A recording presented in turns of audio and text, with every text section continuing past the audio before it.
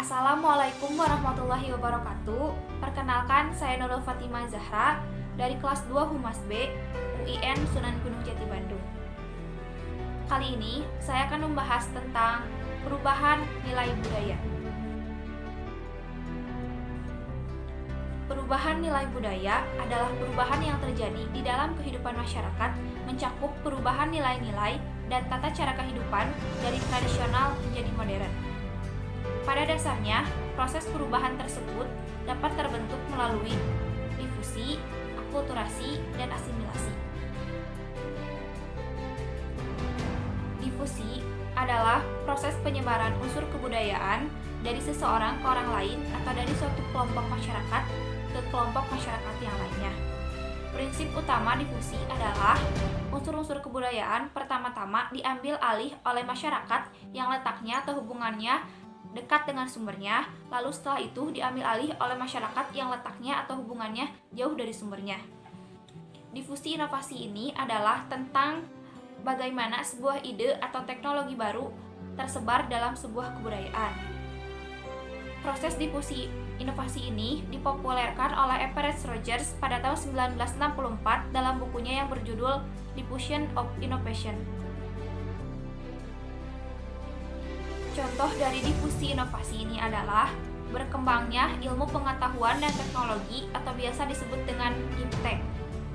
Seperti dalam dunia pendidikan, di zaman sekarang kita bersekolah menggunakan sosial media dan teknologi seperti menggunakan Zoom, WhatsApp, Google Meet, dan lain sebagainya. Asimilasi adalah proses pencampuran dua kebudayaan atau lebih yang menghasilkan budaya baru serta menghilangkan ciri khas budaya lama atau budaya asli. Contoh dari asimilasi adalah penggunaan baju koko oleh umat muslim. Awalnya, baju koko ini merupakan baju khas bangsa Cina sejak zaman dahulu. Namun, budaya pakaian ini kemudian diserap hingga kini menjadi baju koko untuk umat muslim.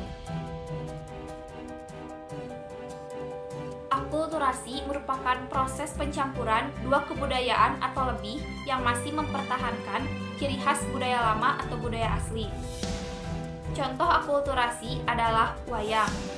Wayang merupakan bentuk akulturasi dari kebudayaan Jawa dan kebudayaan India. Tokoh perwayangan seperti Semar, Gareng, Petruk, dan Bagong merupakan kebudayaan Jawa yang dikisahkan melalui film Mahabharata dan Ramayana. Faktor pendorong terjadinya perubahan nilai budaya. Yang pertama, adanya kontak dengan kebudayaan lain. Yang kedua, sistem pendidikan yang maju. Yang ketiga, sikap menghargai orang lain dan keinginan untuk maju. Yang keempat, masyarakat yang majemuk. Yang kelima, orientasi hidup ke masa depan. Faktor-faktor penghambat perubahan terjadinya nilai budaya. Yang pertama, kurangnya kontak dengan kebudayaan lain. Yang kedua, perkembangan ilmu pengetahuan yang terhambat. Yang ketiga, sikap masyarakat yang masih tradisional. Yang keempat, adanya kepentingan-kepentingan yang masih tertanam kuat di dalam diri masyarakat atau biasa disebut dengan vested interest. Yang kelima, adanya prasangka buruk terhadap hal-hal baru. Dan yang terakhir, adanya hambatan berupa ideologi dan juga adat dan kebiasaan. Dampak positif terjadinya perubahan nilai budaya. Yang pertama, kemajuan teknologi. Yang kedua, tingkat kehidupan yang lebih baik. Yang ketiga, pola pikir yang lebih maju. Yang keempat, munculnya sikap mau bekerja keras dan menghargai waktu. Yang kelima, adanya pembagian kerja antara pria dan wanita sesuai dengan kemampuan mereka. Dan semakin mengecilnya tingkat diskriminasi terhadap wanita. Dampak negatif dari terjadinya perubahan nilai budaya. Yang pertama, munculnya perilaku hidup yang konsumtif. Yang kedua, munculnya atau terjadinya ketertinggalan budaya atau culture lag bagi orang-orang yang tidak mau berkembang.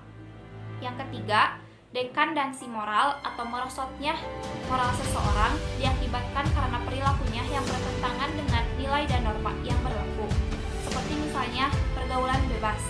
Yang keempat, gaya hidup mengikuti